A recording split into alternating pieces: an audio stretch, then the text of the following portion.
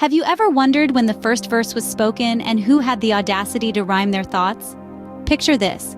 Thousands of years ago, in the cradle of civilization, the first poets were crafting their art, not with pen and paper, but with spoken words, heartbeats, and breaths.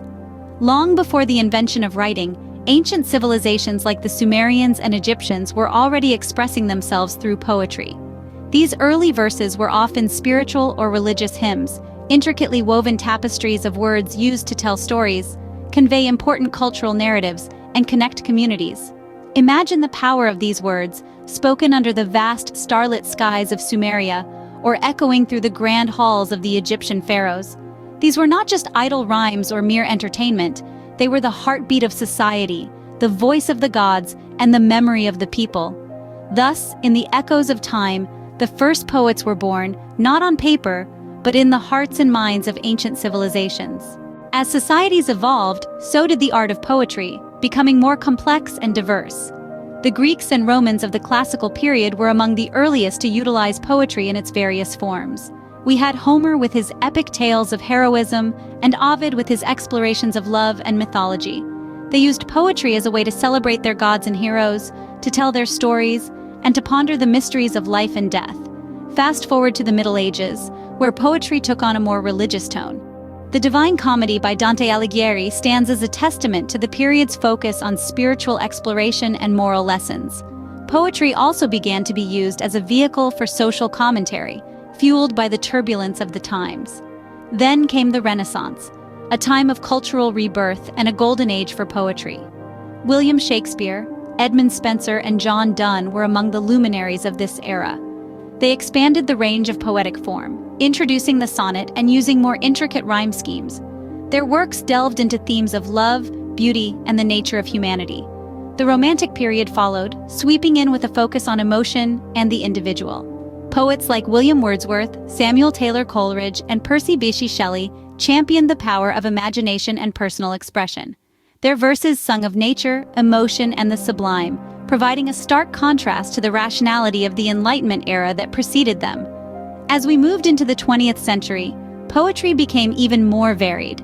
The strict structures of the past gave way to free verse and experimentation.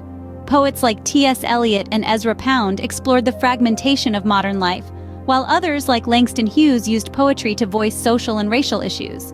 From sonnets to haikus, epics to free verse, poetry has transformed, mirroring the ever-changing human experience. Each era, each poet added a new layer, a new perspective, shaping what poetry is today.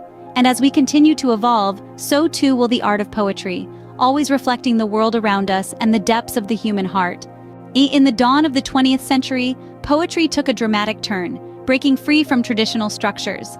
This transformation marked the rise of modern poetry, a period pulsating with experimentation and a renewed focus on personal expression. Poets began to explore new forms, new themes, and new voices, weaving in their personal experiences and observations. As we moved into the 21st century, the landscape of poetry morphed again, further pushing the boundaries of poetic expression. The advent of slam poetry brought an electrifying performance element, blending rhythm and verse in a raw, powerful display of emotion and social commentary. Simultaneously, digital poetry emerged, harnessing the power of technology to create interactive and dynamic poetic experiences. New forms of poetry continue to rise, each bringing a fresh perspective and a new voice to the timeless art. Today, poetry continues its journey, breaking boundaries and finding new expressions, remaining as a testament to our shared human experience. But why does poetry matter?